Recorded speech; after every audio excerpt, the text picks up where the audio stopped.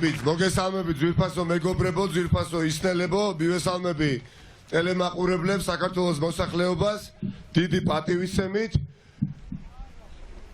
და ვიტყვით ძალიან მოკლედ ძალიან მთავარს. 31 ოქტომბერს ქართული საზოგადოება დადგება გადამწყვეტი არჩევანის წინაშე. 31 ოქტომბერს ჩვენ კიდევ ერთხელ უნდა გავაკეთოთ ამ ქვეყნის საკეთილდღეო არჩევანი. 31 ოქტომბერი ვერ იქნება რიგით კალენდარულ დღეს დანიშნული რიგითი არჩევნები. ეს იქნება დიახაც გადაჭარბების გარეშე ეპოქალური არჩევნები, იმდენად რამდენადაც ამ არჩევნებზე დაფიქსირებული შედეგი განსაზღვრავს ჩვენი ქვეყნის როგორც მინიმუმ მომდევნო 10-15 წელიწადს. შესაბამისად ჩვენ არ გვექნება უფლება არც ერთ საქართველოს მოქალაქეს, რომელსაც აქვს კონსტიტუციით მინიჭებული ხმის უფლება დარჩეთ სახლებში. იმიტომ რომ ამ დღეს გადაწყდება ჩვენი შვილების, შვილიშვილების, ბებიების, ბაბუების და ყველა ჩვენგანის ბედი და თავარი ამ სახელმწიფოს ბედი. ჩვენ შეიძლება ბევრ რაღაცაში ერთმანეთს ვერ ვეთანხმებოდეთ. კონდეს უამრავი განსხვავებები, გულისხმობ თელს ოპოზიციურ სპექტრს. მაგრამ წელს 2020 წელს ქართველმა ხალხმა, საქართველოს ხალხმა ჩვენ მოგვისაჯა ერთობა. ქართველმა ხალხმა დაგვიკვეთა, რომ იყავით ერთად. იყავით ერთად სახელმწიფოებრიობის ძირგამოთხრელი ძალების წინააღმდეგ. შესაბამისად ეს დაკვეთა უნდა შესრულდეს და ჩვენ უნდა ავირჩიოთ ყველამ ერთად რა გვინდა.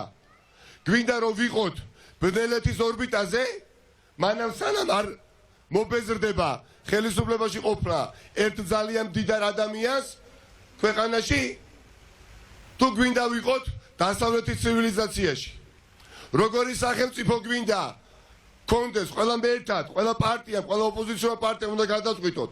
ისეთი სახელმწიფო გვინდა, რომელიც იდგება ძალმომრეობაზე, რეპრესიებზე, ქვების სროლაზე, თუ გვინდა კონდეს სახელმწიფო, სადაც ოჯახები იქნებიან ბედნიერები, სადაც პატიოსანის შრომით პროპორციულ ანაზღაურებას გამოიმუშავებს.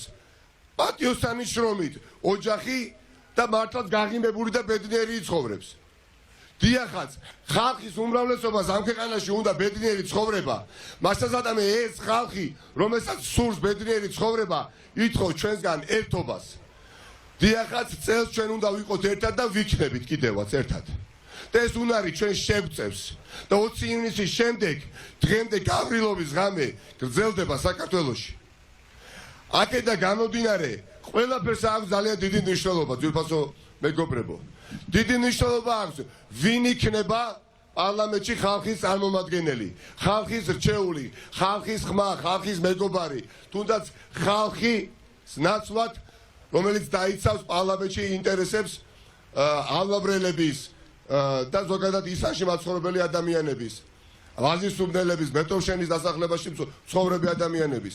ისანი არის ერთ-ერთი ყველაზე დიდი რაიონი თბილისში და შეუძლებელია ისანს არ ყავდეს პროგრესზე ორიენტირებული დეპუტატი, შეუძლებელია ისანს არ ყავდეს მამაცი, თამამი, პროფესიონალი, გამოცდილი ადამიანი, რომელიც პარლამენტში შევა იმიტომ კი არა რომ რაღაცა კეთილდღეობა მოიპოვოს და სახლში წაიღოს, არამედ ყველა პრობლემა თუ არა დიდი ნაწილი პრობლემები გადაუჭრას ისაში მაცხოვრებელ ადამიანებს.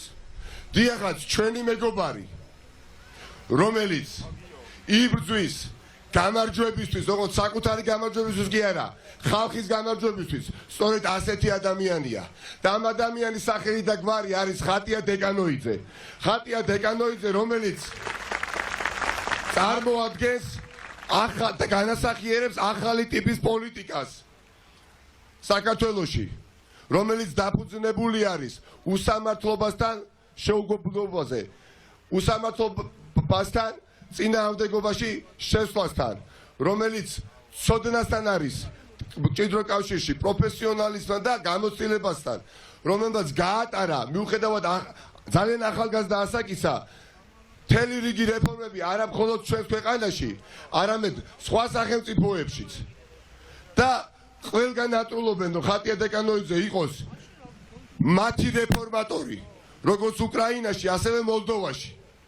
მაგრამ ჩვენ ეს ადამიანი გჭირდება საქართველოში, იმიტომ რომ საქართველოს უწერია ნათელი მომავალი და ჩვენ ახალგაზრდებს უნდა შევუქმნათ ხატია დეკანოიძეს მეშვეობით პირობები, რომ ხატია დეკანოიძესნაირმა ახალგაზრდებმა სწორი გაგებით აიყოლიან სხვა დანარჩენი ახალგაზრდები და ზურგის ქარის ფუნქცია შეასრულოს მათთვის და გზა გაუხსნას უამრავ დიჭიერ ახალგაზრდას. პატივია ჩემთვის ნამდვილად წარმოვადგინო ისნის რაიონში მაჟორიტარობის კანდიდატად ჩვენი მეგობარი ხატია დეკანოიძე.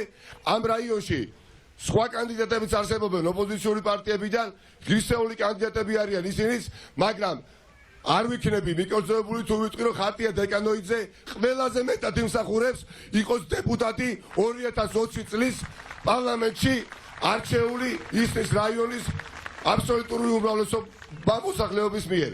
ხატია არის ჩვენი მეგობარი არა, ამ სახელმწიფოს მეგობარია.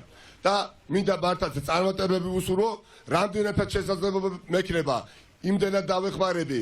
მოგესწრებათ, მე დანის რაიონში ვიყი და ფიზიკურად წუხვა რომ ვერ ვეხმარებიათ, მაგრამ ეს არ არის თავარი, ბევრი ხართ, ბევრი ვართ და ხატიას აირჩევს ბებიაც, ბაბუაც, დედა, მამაც და შვილიშვილიც და ყველა ჯანსაღად მოაძროვნე ისაში მაცხოვრებელი ადამიანები. ახლა კი მინდა სიტყვა გადავცე მე ადამიანს, რომელიც პერსონიფიკაცია არის ერთობის, რომელზეც მე ზემოთ საუბრობდი. რესპუბლიკური პარტიის თავმჯდომარე ხათუნა სამნიძე, რომელიც არის ძალაერთობაშია გაერთიანებული ოპოზიციის შემადგენელი ნაწილი და დიახაც, აი ესე ერთობით ერთმუშტად ჩაკიდებულები ჩვენ აუცილებლად გავიმარჯვებთ. ჩვენი ამოცანა არ არის მხოლოდ დავამარცხოთ ბიძინა ივანიშვილი, რა თქმა უნდა გამარჯვების გზა გადის მის დამარცხებაზე, მაგრამ ჩვენი თავარი ამოცანაა, რომ გავიმარჯვოთ ხალხთან ერთად და თავარი საქმე დაიწყება გამარჯვების შემდეგ და მათ შორის ბუნებრივია ხათუნაც, მეც და უამრავი სხვა ჩვენი მეგობარი არ დავიშურებთ ენერგიას და დავიფერფლებით თქვენთან და თქვენი პრობლემების გადაჭრის საქმეში. დიდი მადლობა და წარმატებები ყველას. მიყვარხართ, პატივს გცემთ, არ შეშინდეთ, არ დავნებდეთ, რაც უფრო რთულია ბრძოლა, უფრო დიდი იქნება გამარჯვება, უფრო პარი იქნება გამარჯვება. დიდი მადლობა.